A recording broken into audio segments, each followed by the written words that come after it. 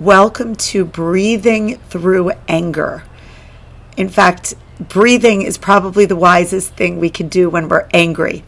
However, when we are angry, we are generally hijacked by our emotions and by the chemicals that have already been released in the body, which are usually cortisol and adrenaline.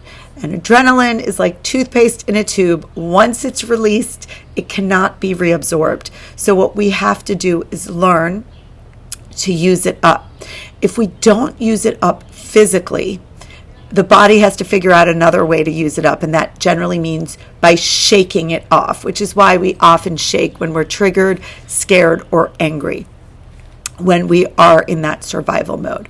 So using the mind to reset the mind once we are already angry, it's not really how the brain works.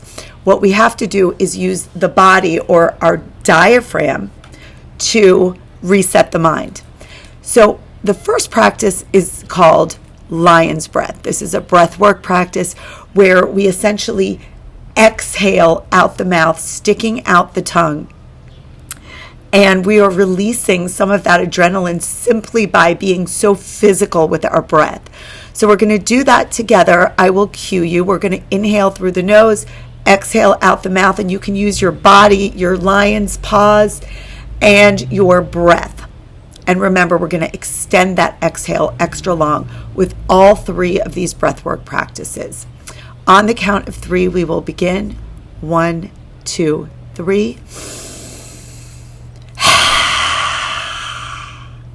Again, 1, 2, 3. And one more for extra fun. 1, 2, 3.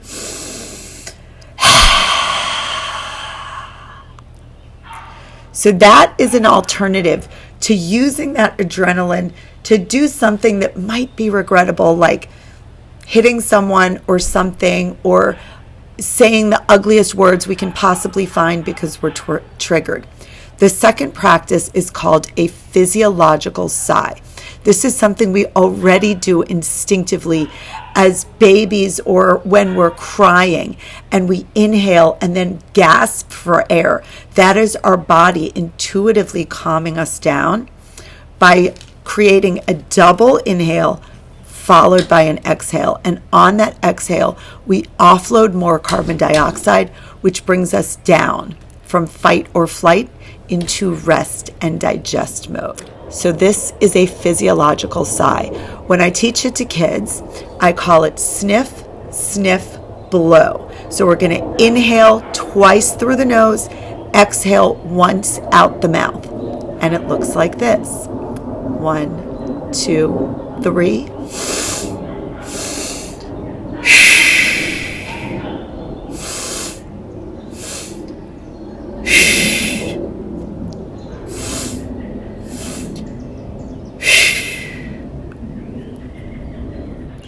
The third practice is an exhale-oriented breath where we will inhale for a count of 4, exhale for a count of 6. And this is generally a practice you would do once you are no longer clinging to the anger. Once you're done feeling it and you want to feel relief and you want to get your energy back, because so much energy is required of holding on to anger.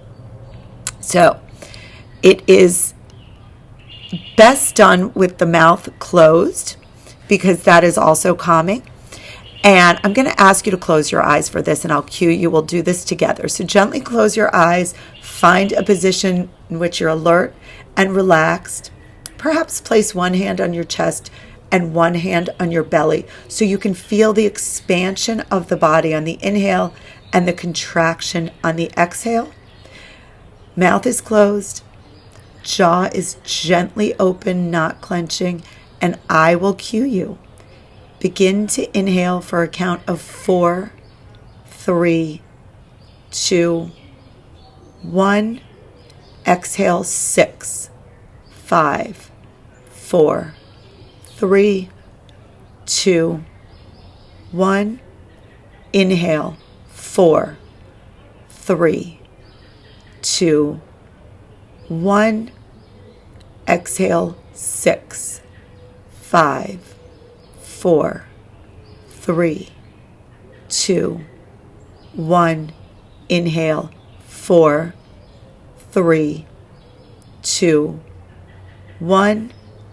Exhale, 6, 5, 4, 3, 2, 1. You can open your eyes. Just notice the sensations. Sometimes that exhale is difficult to extend it so long, so it's really important to savor the air. This is essentially a practice. All three of these breath practices are helpful when you are experiencing anger and you feel like you've been hijacked by the emotion. If you're not ready to let go, go for a run or do something in which you can use up that adrenaline and then do your breath practices. But if you're in an environment where that's just not appropriate, breath is the quickest way to bring you down back to restorative mode.